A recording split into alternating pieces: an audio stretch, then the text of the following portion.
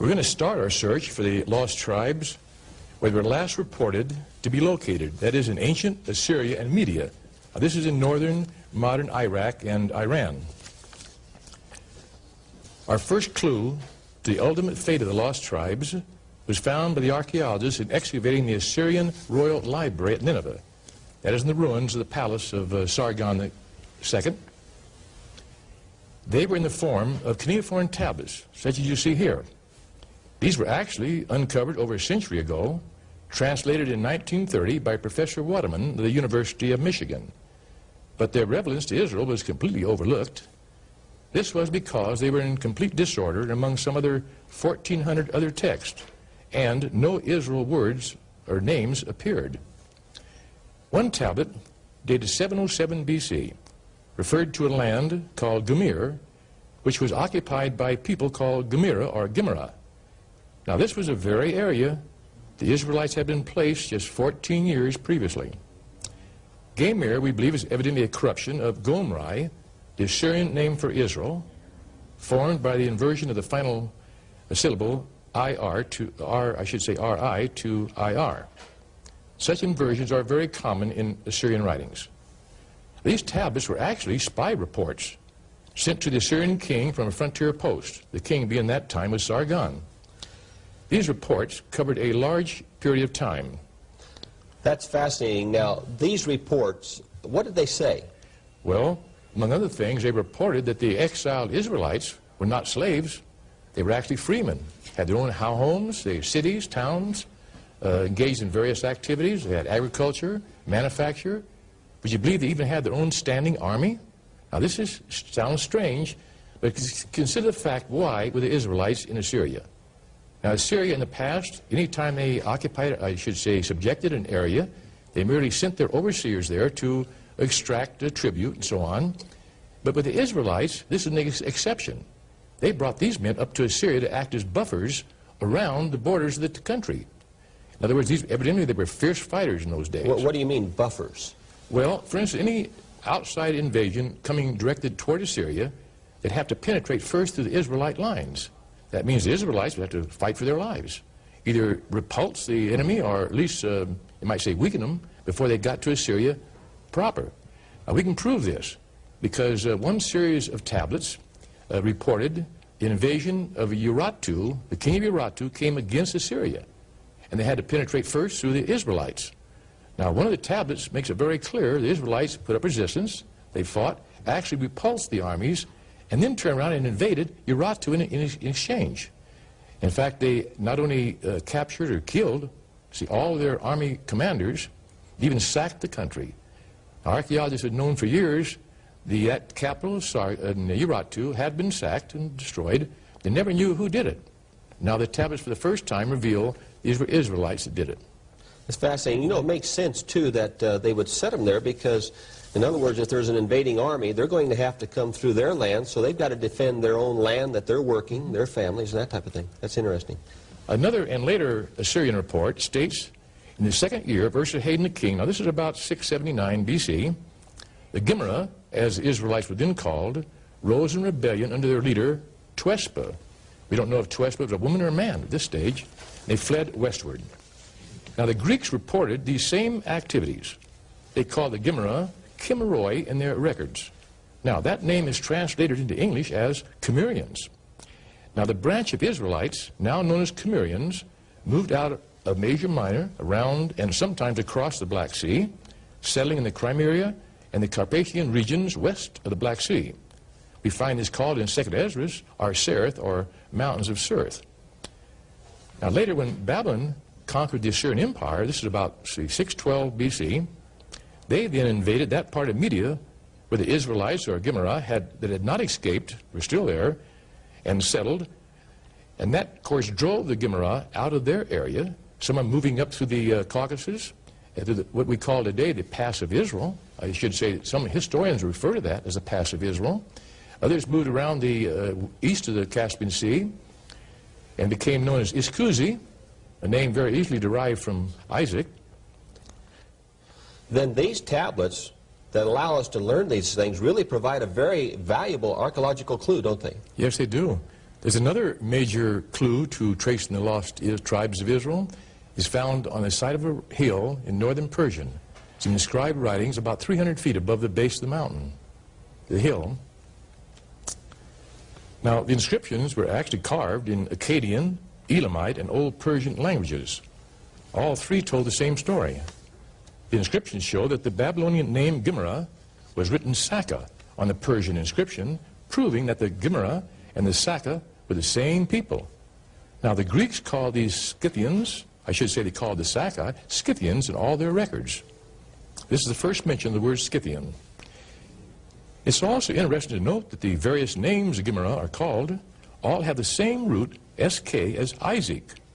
Now, before the tribes went into exile, they called themselves the house of Isaac.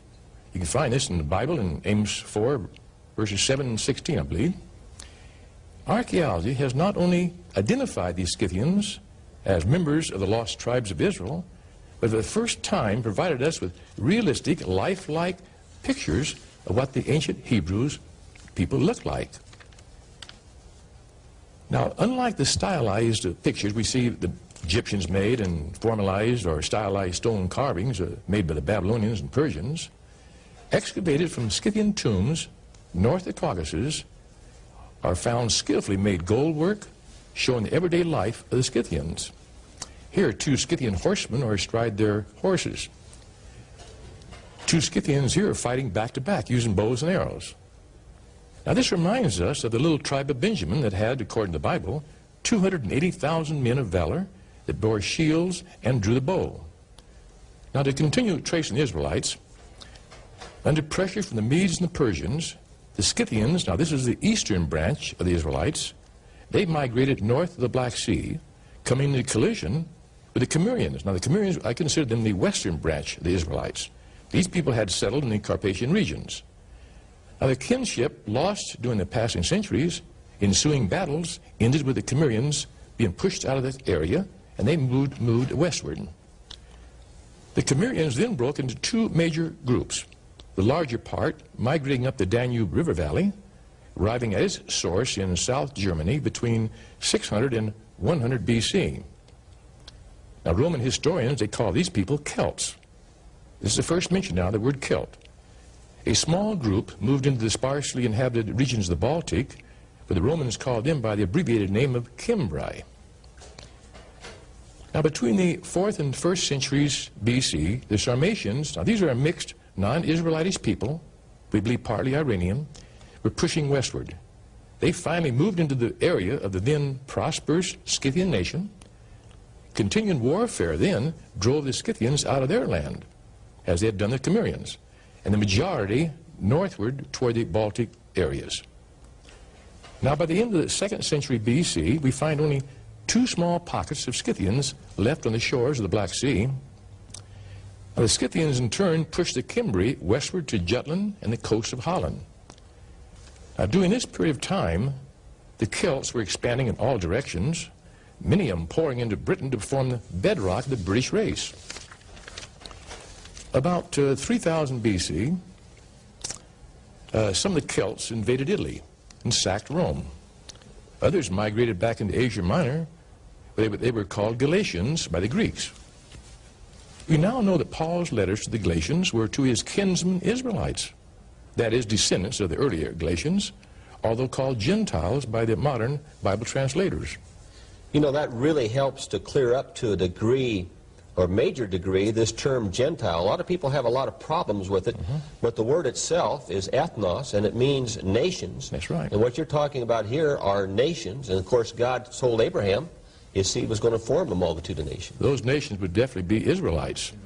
Now, as the Sarmatians occupied Scythia in South Russia, there was a tendency to confuse them with the Sarmatians, because people are usually identified by the name of the land they live in. Now, the Romans, they solved the problem. They introduced the word Germans for Scythians. Now, the word genuine, or genuine, I should say, is Germanus or Germani.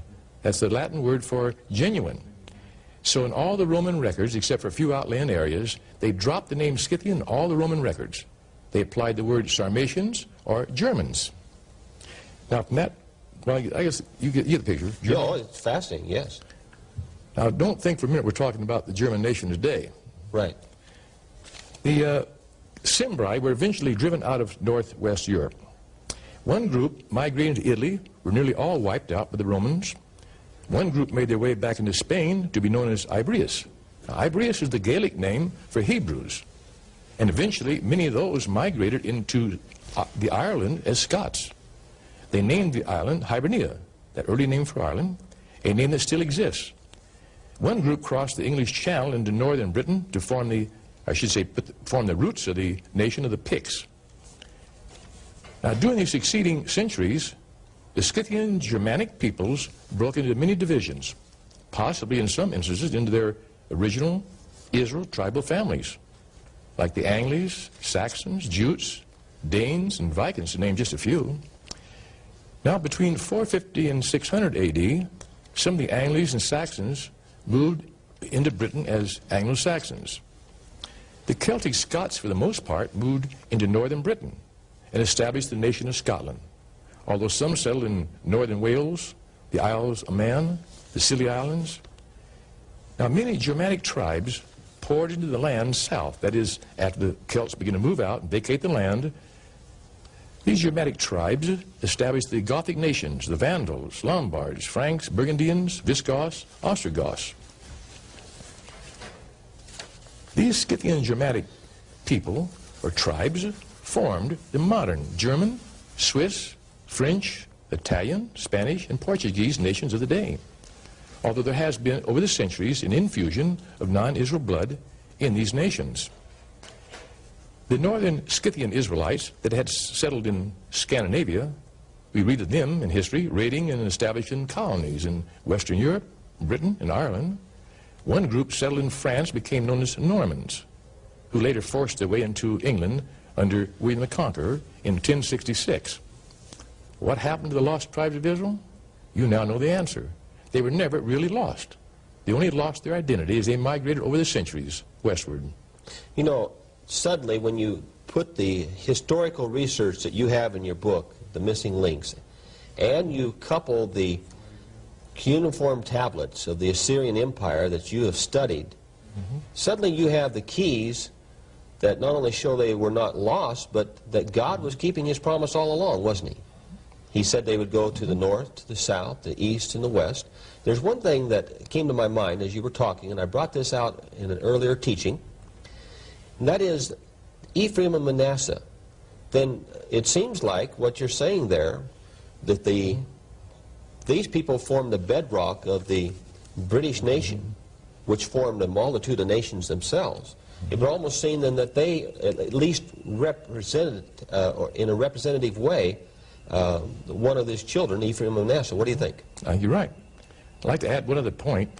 Our Celto-Saxon ancestors, they first settled in Western Europe and in Scandinavia, in the Isles of the West, in fulfillment of Jeremiah 31, verse 10, which reads, "Hear the word of the Lord, O you nations, and declare it in the isles afar off, and say, He that scattereth Israel shall gather him, and keep him as a shepherd doth his flock." I believe America is a regathering of Israel, where we have been, as was prophesied in the Bible, quote, blind to our identity.